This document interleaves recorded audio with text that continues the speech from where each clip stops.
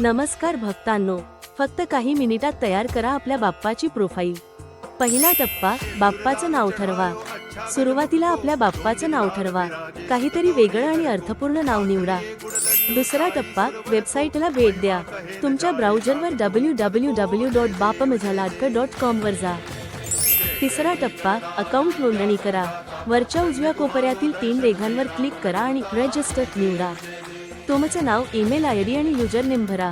Username हे तुमच्या बाप्पाचं नाव असेल, परंतु स्पेस किंवा स्पेशल कॅरेक्टर न वापरता।